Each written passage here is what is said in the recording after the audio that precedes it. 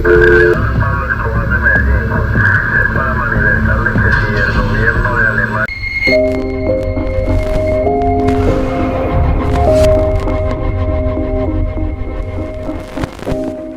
Pablo Emilio Escobar Gaviria, born on December 1, 1949, in Rio Negro, Antioquia, Colombia, is one of the most infamous figures in the history of organized crime. As the leader of the Medellín Cartel, Escobar built a vast and violent empire that dominated the global cocaine trade during the 1980s and early 1990s. His story is a complex tapestry of ruthless ambition, unimaginable wealth, philanthropic endeavors, and unparalleled violence, making him both a folk hero and a feared villain in the eyes of many. Escobar's journey into the world of crime began in his youth. Raised in the outskirts of Medellín, he started with petty crimes such as selling contraband cigarettes, stealing cars, and engaging in small-time scams. However, it wasn't long before he recognized the lucrative potential of the burgeoning cocaine trade. By the mid-1970s, he had established himself as a major player in the drug trafficking scene. Escobar's success was built on his ability to organize the production, transportation, and distribution of cocaine on an unprecedented scale. He formed strategic alliances with other drug lords and employed a vast network of operatives to ensure the smooth flow of cocaine from the coca fields in Colombia to the streets of the United States and beyond. The Medellín Cartel, under Escobar's leadership, became a highly sophisticated and efficient criminal enterprise. At its peak, the cartel was responsible for smuggling 15 tons of cocaine per day into the United States, generating revenues of up to $420 million a week. This staggering wealth allowed Escobar to wield enormous power and influence. He used a combination of bribery and intimidation, encapsulated in his infamous plata o plomo, silver or lead, strategy, to control politicians, law enforcement, and the judiciary. Those who accepted his bribes were rewarded handsomely, while those who resisted faced violence or death. Despite his brutal tactics, Escobar cultivated an image as a Robin Hood-like figure among the poor in Colombia. He invested heavily in social programs, building housing for the homeless, funding sports facilities, and establishing charitable organizations. These actions endeared him to many in the slums of Medellín, where he was often referred to as El Patrón, the boss. His generosity bought him a degree of loyalty and protection from the local population, complicating efforts by the authorities to apprehend him. However, the violence and corruption that accompanied Escobar's rise to power had devastating consequences for Colombia. The country became engulfed in a wave of terror as the Medellín Cartel engaged in a brutal campaign against the state. Bombings, assassinations, and kidnappings became commonplace as Escobar sought to eliminate his enemies and intimidate the government into abandoning its efforts to extradite him to the United States. Among his victims were high-profile figures such as presidential candidate Luis Carlos Galán, Justice Minister Rodrigo Lara Bonilla, and numerous judges, journalists, and police officers. The Colombian government's struggle to bring Escobar to justice was relentless. In the late 1980s and early 1990s, a concerted effort involving the Colombian National Police, the military, and U.S. agencies such as the DEA and CIA was launched to dismantle the Medellín Cartel. This period saw some of the most intense and violent confrontations between the state and the cartel. Despite being imprisoned in 1991 in a luxurious, self-designed prison known as La Catedral, Escobar continued to run his operations with relative impunity. When the government attempted to transfer him to a more conventional prison in 1992, he escaped, triggering a massive manhunt. The final chapter of Escobar's life began with his escape from La Catedral.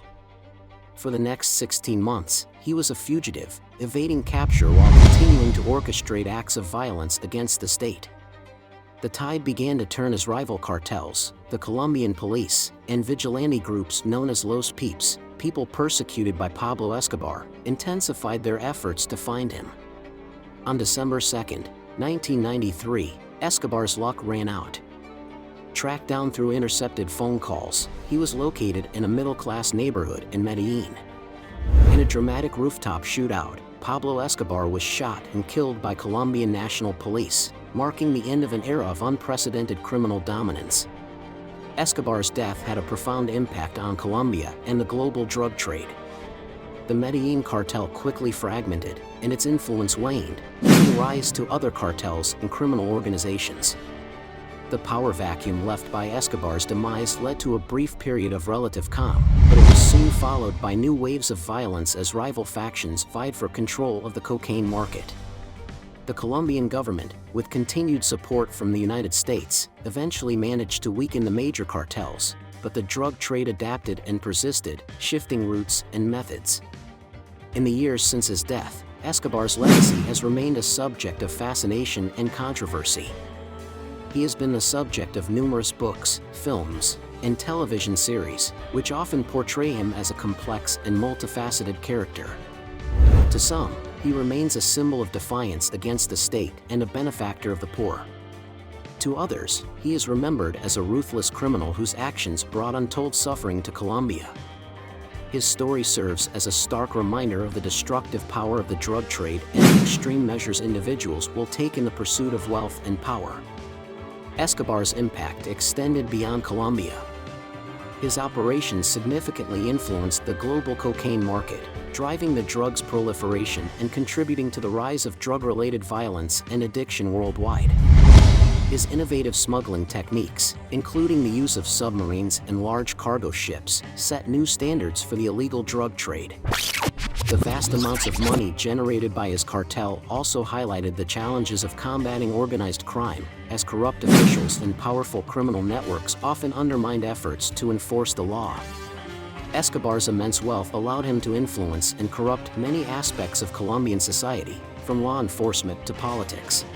He was known for his brutal tactics, including the use of violence and intimidation to eliminate rivals and enforce his will. His infamous plata o plomo, silver or lead, strategy offered bribes to officials and assassinated those who refused. Despite his ruthless methods, Escobar was also seen as a Robin Hood-like figure by some of the local population, due to his extensive investments in social programs, including housing projects, sports facilities, and infrastructure improvements in impoverished areas. Escobar's criminal empire brought about significant violence and instability in Colombia. His activities led to thousands of deaths, including those of judges, police officers, journalists, and innocent civilians. The Colombian government, with support from the United States, launched an intense manhunt to capture him, leading to a violent confrontation between the Medellín Cartel and state forces.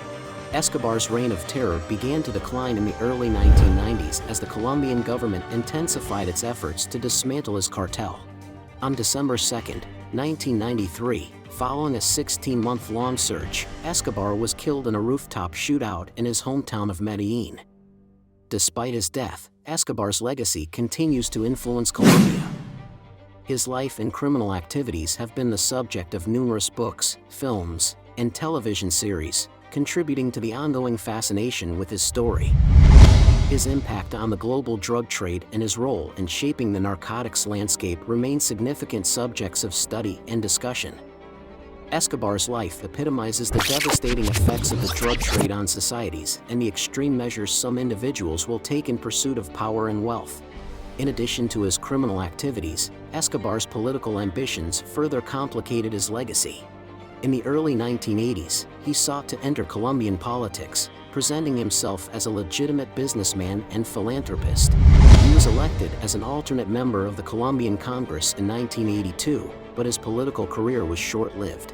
His involvement in the drug trade was exposed, leading to his expulsion from Congress and a renewed focus on his criminal activities by the authorities. This period marked a turning point, as Escobar's fall from political grace intensified his confrontation with the state.